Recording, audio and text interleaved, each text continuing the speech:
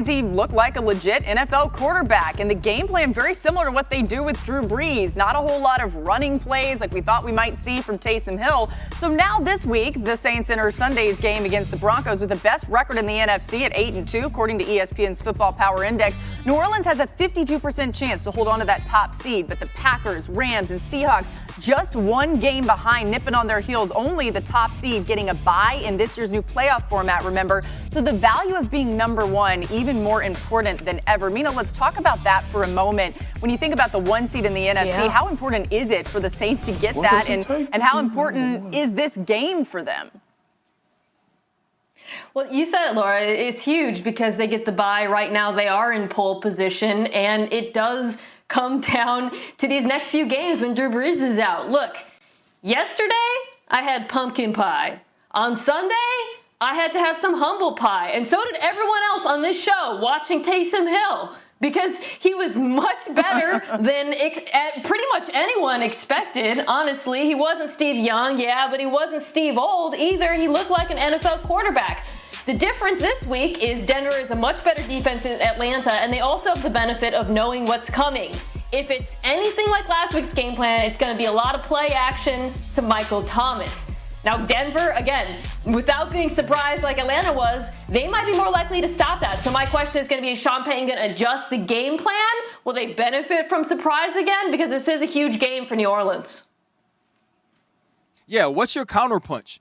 When someone hits you in the mouth, what's going to be your next step? What are you going to do? And that's what we have to see from Taysom Hill. It was a very easy game plan last week against the Atlanta Falcons. The Atlanta Falcons were in limbo. They had no idea how Taysom Hill would be used. Shoot, neither did I. I wasn't ready for that. I had to eat that humble pie. I said myself, he looked extremely quarterbacking the New Orleans Saints. And so now, what's the step on defense to stop him? And when they do that, what does Sean Payton come up or devise in order to help Taysom Hill continue to succeed? And I'm excited to see that this week against who is a very good defensive mind in Vic Fangio. Yeah, you know, Marcus, coming into the season, a lot of people thought one of the reasons why the Saints would be a Super Bowl contender had to do with their defense. And then the defense didn't really look like we expected them to look, but things have gotten better of late. What's your thought on this Saints D and how that can even help Taysom? Yes, El, I know we like talking about the young, muscular lad from Brigham Young and Taysom Hill, but the real story here with the New Orleans Saints is the defense over the past few weeks. He's young. He's young, RC. We old. We have to accept it. You and I are old now. He's young. He was born in the 90s, okay? Listen, this is the thing.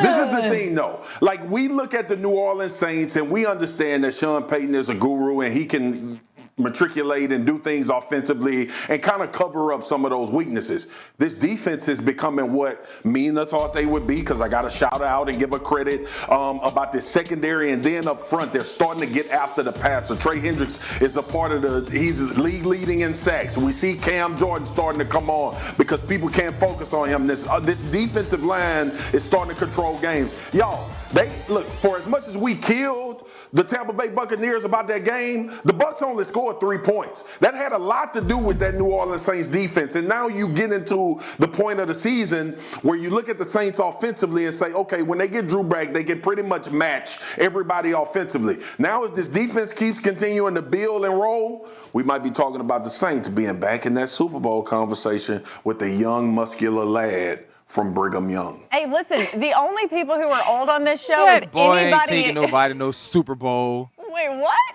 What, Ryan? Not him. I'm just saying he's going to be a part of it, RC. My bad. Well, I mean, young muscular lad. either way, Stop being so damn mean. Well, it's because he has a microphone. All right, anyway, our game picks look like this. We're all in the Saints, so apparently we're all believing in that young, muscular lad from Brigham Young. And I just want to say this. The only old people on this show are Ryan and Marcus Spears. All right, Field Yates is here for our DraftKings play of the day. Let's start with Adam Thielen, Field. That's right, Lauren. I'm not sure if I'm old or young. It's You're all young. up for debate. You're really young. But I digress. Thank you. I appreciate that, Laura. Adam Thielen, not expected to play on Sunday. Remember, he was placed on the COVID-19 list on Monday, but never definitive word whether he tested positive. Well, if he is out, which is what Jeremy Fowler is now reporting, you can potentially get a top 5 daily fantasy option in Justin Jefferson at a slightly reduced price. Jefferson, as we know, has been just incredible for the Vikings all season, especially down the field. He's been one of the best vertical receivers. It took him 12 weeks to reach that mountaintop. Now, Larry Fitzgerald also tested positive for COVID-19 this week. That one we know is a positive diagnosis. He is officially out on Sunday against the Patriots. And not that Fitz is the wide receiver number 1 for the Cardinals, but an opportunity for somebody like Christian Kirk to be even busier on Sunday against the Patriots. Let's get to Julio Jones, who has a hamstring injury. And Julio is going to be a game-time decision on Sunday. If he's unable to go, Laura, Russell Gage, coming off of a 7-catch game, should once again be busy for the Falcons. He's still been capable this year with 42 catches already. The Falcons seem to always find good, young, productive wide receivers. All right, thanks so much, Field. And Patrick Mahomes and Tom Brady getting ready to square off once again. Can Brady return to his elite level, or will he struggle against the defending champ? Will those continue? Hey, DraftKings is the official daily fantasy partner of the NFL, and this Sunday, new players can play free for over $1 million in total prizes when you make your first deposit.